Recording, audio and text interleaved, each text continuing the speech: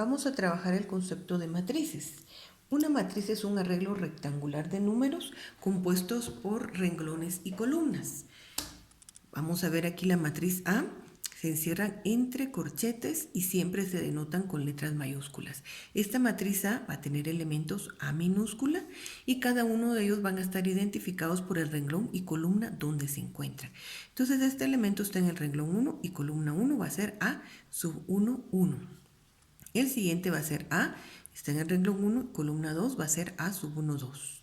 El siguiente es el elemento A, está en el renglón 1, columna 3 es A sub 1, 3 y así sucesivamente podemos poner más elementos. Vamos a poner este último elemento A que va a estar en el renglón 1 y la columna es en general, puede ser cualquier número, entonces le vamos a poner N.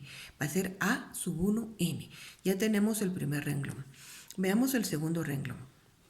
Su elemento es A, solo que aquí está en el segundo renglón y primera columna, es A sub 2, 1. La otra es A, y está en el segundo renglón, segunda columna es A sub 2, 2. El otro elemento es A, segundo renglón, tercera columna, A sub 2, 3. Podemos tener así muchos más elementos según la cantidad de columnas que tengamos.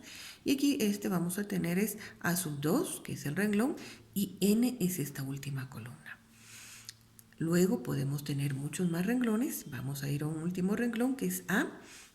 Este renglón le vamos a llamar M y está en la columna 1, es A sub M1.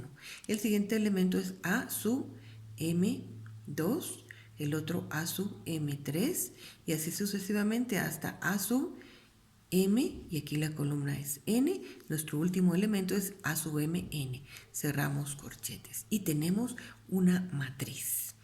Entonces, esta matriz está constituida por entradas o elementos de la matriz.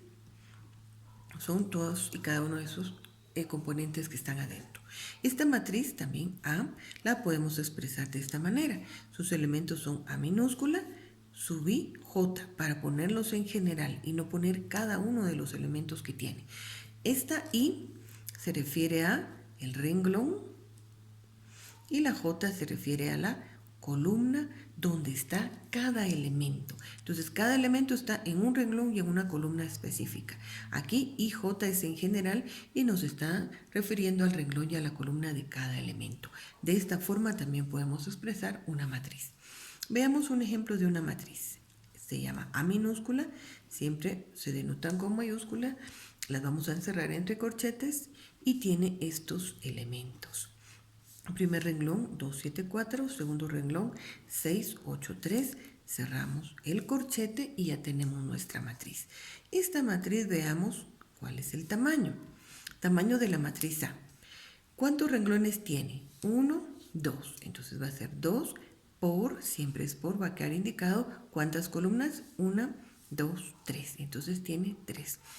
El tamaño de la matriz A es 2 por 3. Ya que tenemos el tamaño de la matriz, este número de acá se refiere al renglón y lo vamos a denotar siempre por M. Esto es cantidad de renglones y este otro es cantidad de columnas y lo vamos a denotar con la letra N. Entonces el tamaño de una matriz siempre va a ser M por N, la cantidad de renglones por la cantidad de columnas. Esto siempre queda indicado, no se multiplica. Y entonces ya que tenemos el tamaño de nuestra matriz, vamos a ver que podemos escribir nuestras matrices. Por ejemplo, esta otra, B.